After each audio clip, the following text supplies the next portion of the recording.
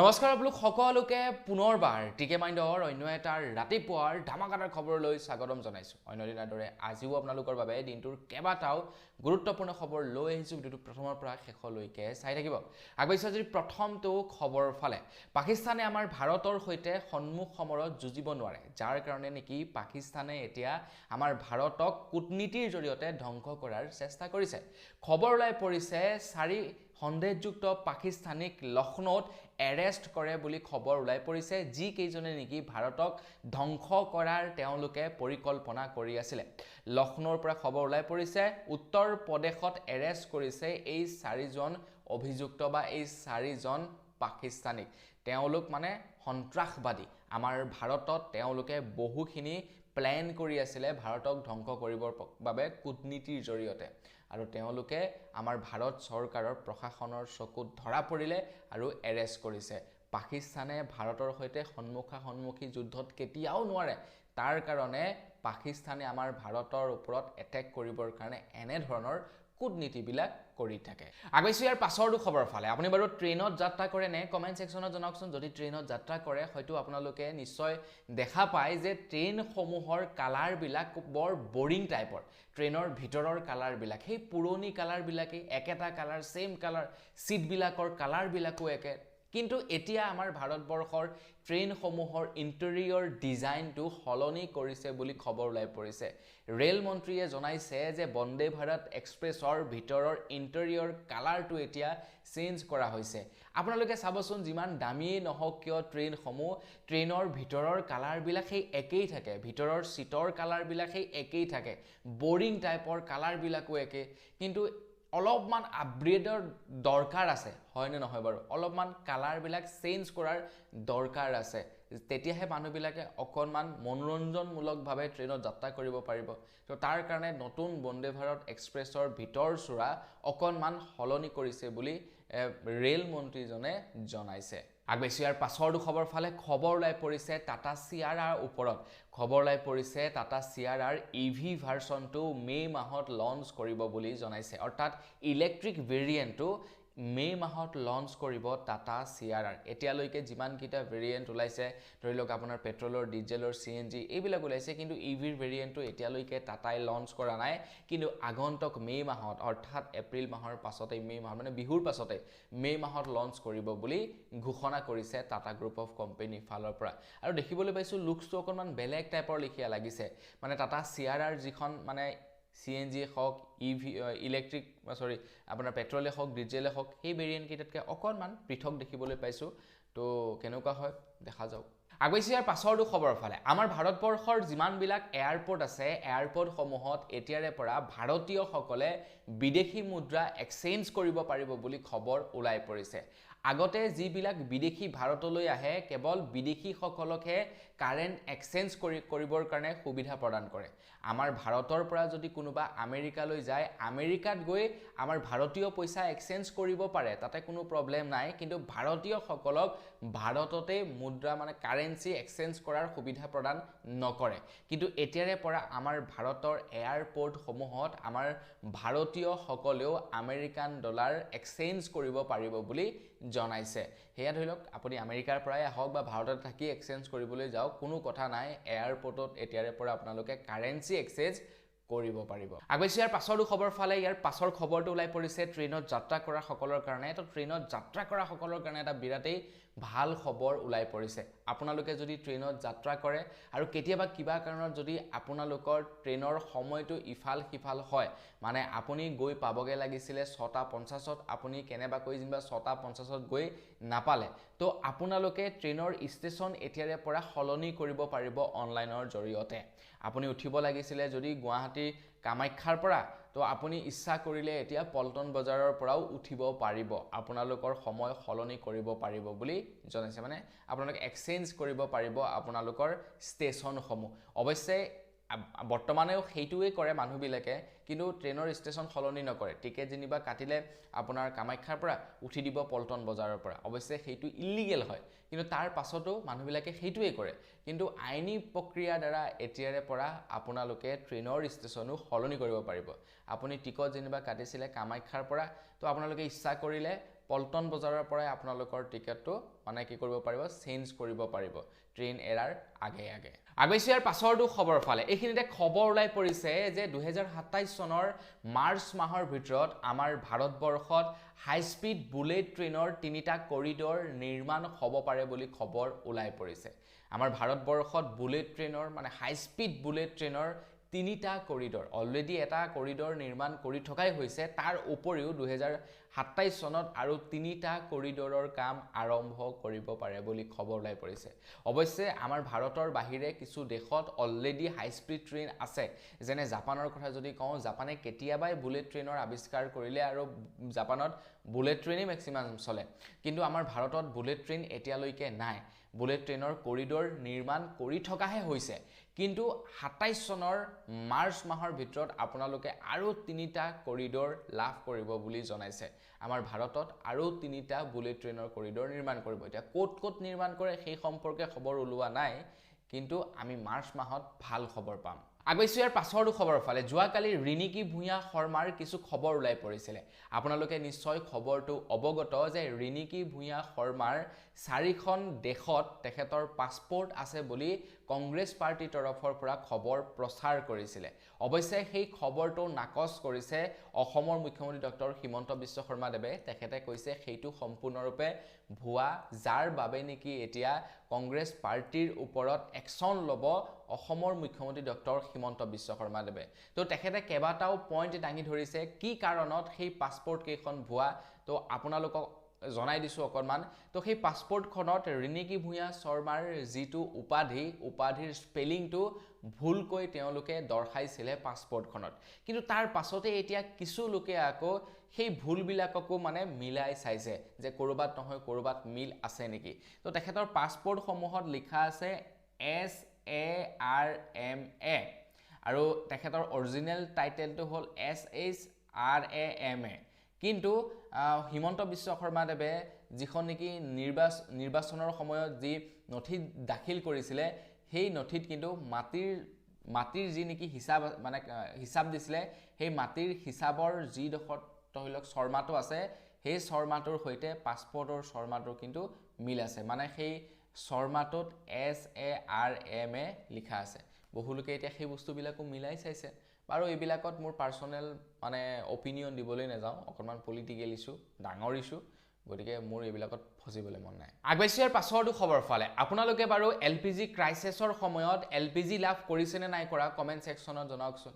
যদি আপোনালোকে অফলাইনত বুক কৰি LPG গেছ লম বুলি ভাবিছে তেনেহলে আপোনালোকে গেছ ব্যৱহাৰ কৰিম বুলি মানে আশাবাদ দি দিয়ক কিয়নো বৰ্তমান সময়ত সেই সকল লোকেহে গেছ লাভ কৰিছে যিসকল লোকে নেকি গেছ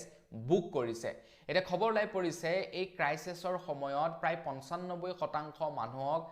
গেছ বিতৰণ কৰা হৈছে যিবিলাকে নেকি গেছ বুক কৰিছে প্ৰত্যেক দিনে প্ৰায় 20 লাখ 30 লাখ মানুহক গেছ ডেলিভাৰ্ড কৰি আছে পাৰ্টিকুলাৰ কোম্পানী বিলাকে গতিকে আপোনালোকে এতিয়ালৈকে যদি গেছ পোৱাই নাই তেনেহলে গেছ বুক কৰক উইদাউট বুকিংত আপোনালোকে কিন্তু গেছ নাপাব যদি ভাবি আছে গেছটো বুক নকৰাকৈ এজেন্সিলে যাম গেছটো লৈ লম তেনেকুৱা কেতিয়াও হ'ব নোৱাৰে এতিয়া বুকিং কৰিলেহে গেছ পাব উইদাউট বুকিংত গেছ নাপাব আৰু বুকিং কৰা 95% লোকেই গেছ লাভ কৰিছে গতিকে দেৰি কিয় কৰিছে যদি গেছ পোৱা নাই এতিয়াই বুক কৰক আগৈছো ইয়াৰ পাছৰটো খবৰ ফালে এইখিনিতে জিঅ' কোম্পানী ফালৰ পৰা এটা খবৰ ওলাই পৰিছে তো এইটো ভাল খবৰ বুলিয়ে কম নে বেয়া খবৰ বুলিয়ে কম নাজানো আৰু জিঅ'য়ে তেওঁলোকৰ এটা ৰিসাৰ্চ প্লেনৰ দাম মানে কমাই দিছে কিন্তু বঢ়াইছে বুলিও ক'ব পাৰি কেনেকৈ মই আপোনালোকক এক্সপ্লেইন কৰি আছো জিঅ'ৰ প্ৰায় 349 এনেকুৱা এটা ৰিসাৰ্চ আছিলে 349 নে এক্স্যাক্টলি মানে 350 পৰা 400 টকাৰ ভিতৰত এটা ৰিসাৰ্চ প্লেন আছিলে যেটো 1.5 GB কৈ ইন্টাৰনেট তেওঁলোকে ডেইলি প্ৰদান কৰে এতিয়া সেই ৰিসাৰ্চ প্লেনটোৰ দাম মানে 339 টকা কৰি দিছে মানে 10 টকা মান তেওঁলোকে কমাই দিছে আৰু এমাহৰ ভ্যালিডিটি দিছে ডেইলি 1.5 GB কৈ ডাটা লাভ কৰে কিন্তু আপোনালোকে শুনিলে মানে ভাবিলে আচৰিত হ'ব যে জিঅ'ৰ অলৰেডি এটা ৰিসাৰ্চ প্লেন আছিল যিটোৰ দাম হৈছিল 319 টকা যিটো ৰিসাৰ্চ প্লেনত সেই একেখিনি ফেসিলিটি লাভ কৰে এতিয়া সেইকাৰণে কৈছো যে জিঅ'য়ে যিটো নতুন ৰিসাৰ্চ প্লেন মুকলি কৰিছে হেইটো দাম বাঢ়িছে বুলি কম নে কমিছে বুলি কম জিঅ'য়ে কৈছে যে হেইটো আমি দাম কমাইছো কাৰণ আগতে মানে 350ৰ পৰা 400 টকাৰ ভিতৰত আছিলে 28 দিনৰ ভ্যালিডিটি আছিলে এতিয়া 30 দিনৰ ভ্যালিডিটিৰ সৈতে তেওঁলোকে কি কৰিছে 339 টকাত দি দিছে তো এইটো ৰিচাৰ্জ কমিছে বুলি কম না বাঢ়িছে বুলি কম আপোনালোকে কমেন্ট সেকশনত জনাব আগবাইছিয়াৰ পাছৰটো খবৰ ফালে খবৰ লাই পৰিছে মৰিয়নি সমষ্টিৰ পৰা মৰিয়নিৰ এটা নামঘৰত যোৱা কালি জ্ঞানশ্ৰী আৰু ৰূপজ্যোতি কুৰ্মীক একেটা নামঘৰতে দেখিবলৈ পালো অৱশ্যে এনেকুৱা ধৰণৰ দৃশ্য খুব কমেই দেখা যায় পলিটিক্যাল পাৰ্টি সমূহৰ মাজত বিশেষকৈ বৰ্তমান সময়ত তেনেকুৱা ধৰণৰ পৰিস্থিতি খুব কম হৈ দেখিবলৈ পোৱা যায় কিন্তু সেই বৰ নামঘৰৰ মানুহবিলাকক সেলিউট দিব লাগিব তেওঁলোকে কোনো এজন প্ৰাৰ্থীকে মানে পাৰ্টিকুলাৰ গুৰুত্ব প্ৰদান কৰা নাই দুয়োজনকে মাতিছে বৰনামঘৰত সভাৰ আয়োজন কৰিছে দুয়োজনকে মাতিছে আৰু একেলগতে মাতিছে একেটা সময়তে মাতিছে গতিকে গাঁৱৰ মানুহবিলাক তেনেকুৱা হ'ব লাগে আমাৰ গাঁৱৰ ফালে আকৌ কি হয় কোনোবা এজন লোকে যদি কংগ্ৰেছক সাপোৰ্ট কৰিছে বৰ্তমান সময়ত গোটেই মানুহ তেওঁৰ বিৰোধিতা মুঠতে কংগ্ৰেছৰ মানুহে আহি মিটিং কৰিব নোৱাৰিব কিবাও কৰিব নোৱাৰিব চেছ তেনেকুৱা ধৰণৰ কিন্তু গাঁৱৰ মানুহবিলাকে একদম মানে বুদ্ধিমত্তাৰে কাম কৰিছে দুয়োজনকে একেখন মানে সভাতে মাতি দিছে গতিকে তাতে মানে দুয়োজনে বেয়া পাব লগা নাই যদি ভৱিষ্যতে ৰূপজ্যোতিয়ে জিকে তো তেতিয়া ৰূপজ্যোতিও বেয়া পাব লগা নাই ভৱিষ্যতে যদি জ্ঞানশ্ৰীয়ে জিকে জ্ঞানশ্ৰীও মানে বেয়া পাব লগা নাই যে এওঁলোকে মোৰ লগত কিবা নাইনচাফি কৰিছিলে বুলি আগবাইছিয়াৰ পাছৰটো খবৰ ফালে অসমৰ মুখ্যমন্ত্ৰী ডক্টৰ হিমন্ত বিশ্ব শৰ্মা দেৱে এটা প্ৰতিশ্ৰুতি দিছে যে আগন্তুক যদি এনডিএ চৰকাৰ গঠন হয় তেন্তে নতুনকৈ এখন আইন প্ৰস্তুত কৰিব বুলি তেখেতে জনাইছে তেখেতে কৈছে যদি ডিসিয়ে কোনো এজন ব্যক্তিক বাংলাদেশী বুলি চিনাক্ত কৰে তে সেই ব্যক্তিজনে কোৰ্ট যোৱাৰ দৰকাৰ নাই আৰু মানে তেখেতক কোৰ্টত যোৱাৰ সময়কণ আৰু নিদিয়ে অসম চৰকাৰে সেই ব্যক্তিজনক লগে লগে বাংলাদেশলৈ পঠোৱাৰ ব্যৱস্থা কৰিব বুলি জনাইছে ডিসিয়ে যদি চিনাক্ত কৰে যে এইজন বাংলাদেশী তো বাংলাদেশী আৰু লগে লগে বাংলাদেশ পাবগে আগবাইছিয়াৰ পাছৰটো খবৰ ফালে খবৰ লাই পৰিছে বাংলাদেশীৰ ওপৰতে অসমৰ মুখ্যমন্ত্ৰী ডক্টৰ হিমন্ত বিশ্ব শৰ্মা দেৱে কৈছে যে আমাৰ অসমত আছে প্ৰায় 1.5 কোটি বাংলাদেশী প্ৰায় 1.5 কোটি বাংলাদেশী আছে বুলি অসমৰ মুখ্যমন্ত্ৰী ডক্টৰ হিমন্ত বিশ্ব শৰ্মা দেৱে কৈছে তেখেতে কৈছে যে বাংলাদেশী আমি খেদিব নোৱাৰো মানে 1.5 কোটি বাংলাদেশী আমি খেদিব নোৱাৰো কাৰণ 1.5 কোটি বাংলাদেশী খেদিবৰ কাৰণে আমাৰ ওচৰত পৰ্যাপ্ত পৰিমাণৰ ব্যৱস্থাই নাই মানে তেওঁলোকক বাংলাদেশলৈ লৈ যাবলৈ আমাৰ ওচৰত সেই ট্ৰেইনৰ ব্যৱস্থাই নাই তো সেই কাৰণে আমি 1.5 কোটি বাংলাদেশী খেদিব নোৱাৰো কিন্তু বাংলাদেশী থাকিব নোৱাৰা পৰিস্থিতি অসমত সৃষ্টি কৰি দিব পাৰিম বুলি মুখ্যমন্ত্ৰী ডাঙৰীয়াই জনাইছে মানে 1.5 কোটি বাংলাদেশী থকা সত্ত্বেও মানে এই বিগত 10 বছৰত কেইজন বাংলাদেশী খেদিলে বাৰু ভাবকচোন আপোনালোকে এটলিষ্ট 1 লাখ মান বাংলাদেশী খেদা হলো ভাল লাগিলেতেন 18000 নে কিমানহে বাংলাদেশী কেৱল খেদিছে 18000 নহয় 1800 নে কিমান বাংলাদেশী খেদিছে 10 বছৰত আগবাইছিয়াৰ পাছৰটো খবৰ ফালে 28 তৰফৰ পৰা আগন্তুক আমাৰ অসমত যিখন চৰকাৰ গঠন হ'ব জাৰি নহওক মুঠতে এজিপিৰে হওক বিজেপিৰে হওক কংগ্ৰেছৰে হওক ৰাইজৰ দলৰে হওক জাৰি চৰকাৰ গঠন হ'ব তেখেতলোকক এটা আহ্বান জনাইছে যাতে আমাৰ অসমত মুছলমান সকলে যি নেকি আজান দিয়ে মাইক্ৰোফোনৰ ব্যৱহাৰ কৰে সেই মাইক্ৰোফোন যাতে বেন কৰে তো তাৰ কাৰণে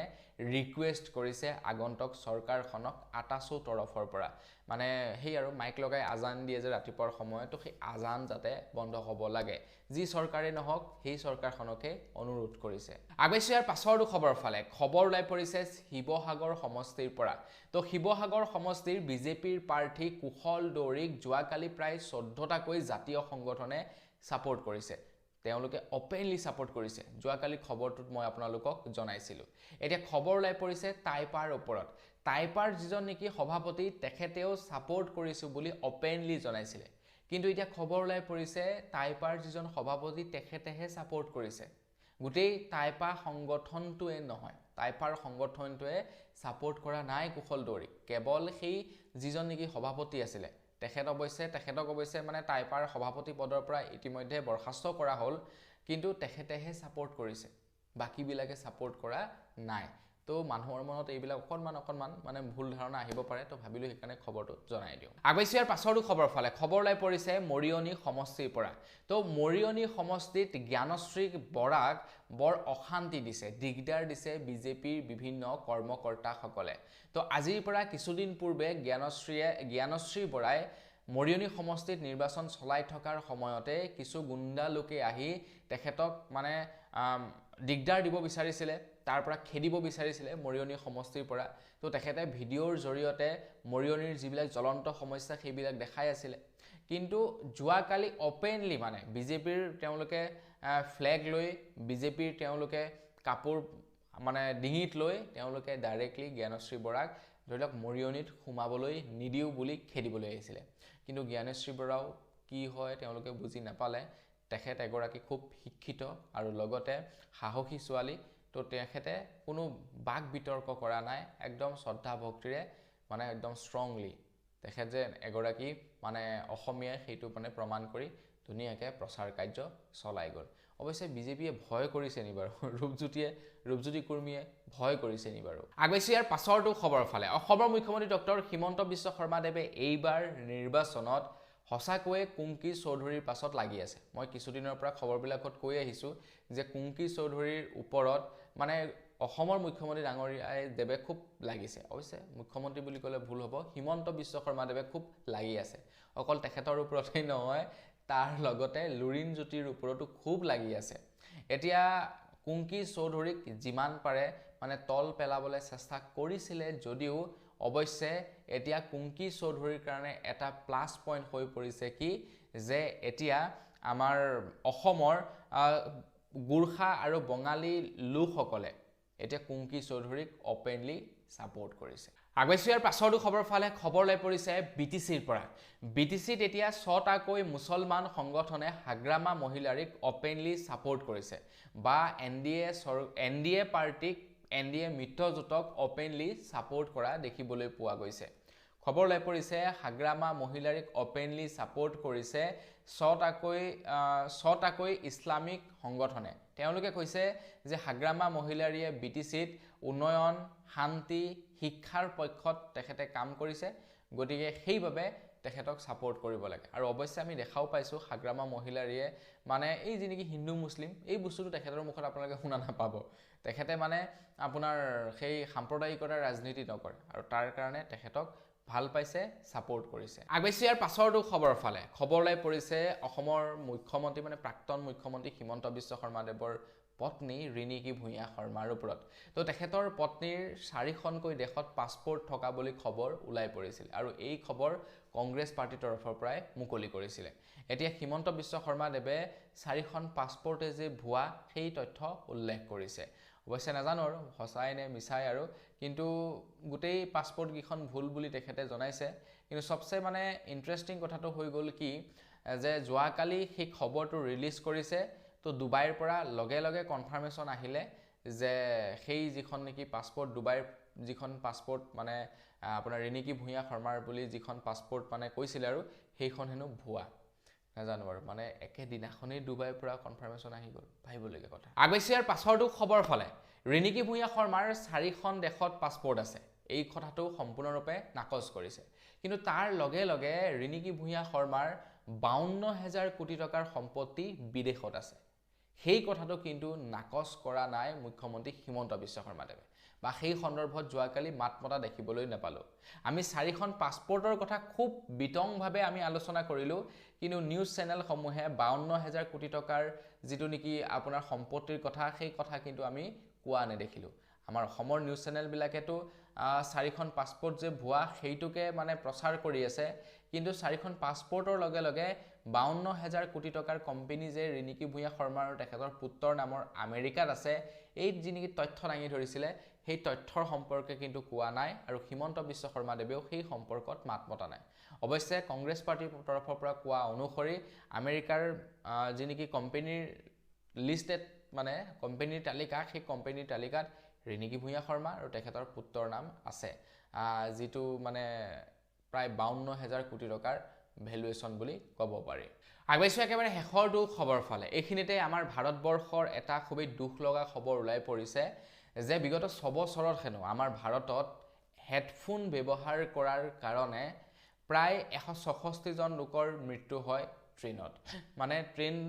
লাইন ক্ৰছ কৰোতে হেডফোন ব্যৱহাৰ কৰাৰ ফলত 166 জন লোকৰ মৃত্যু হয় বুলি খবৰ ওলাই পৰিছে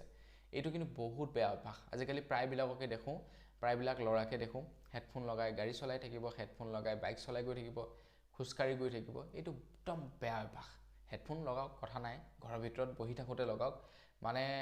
গাড়ী চলাই যাওঁতে, বাইক চলাই যাওঁতে, আপোনাৰ সেই খোজকাঢ়ি যাওঁতে, চাইকেল চলাই যাওঁতে হেডফোন ব্যৱহাৰ কৰাটো বেয়া কথা, হয়নে নহয়? কমেণ্ট ছেকশ্যনত জনাব। তো বন্ধুসকল বছ, আজিৰ ভিডিঅ' জনাবলগীয়া খবৰ ইমানকেইটাই আছিলে। খবৰকেইটা জানি আপোনালোকৰ কেনে লাগিলে কমেণ্ট ছেকশ্যনত জনাব। যদি ভাল লাগিলে লাইক এটা কৰিব, চেনেলটো ছাবস্ক্ৰাইব কৰা নাই ছাবস্ক্ৰাইবটো কৰি ল'ব। পুনৰ এটা ভিডিঅ' লগ কৰাৰ ভিডিঅ' মাগিছোঁ। ধন্যবাদ। জয় অসম।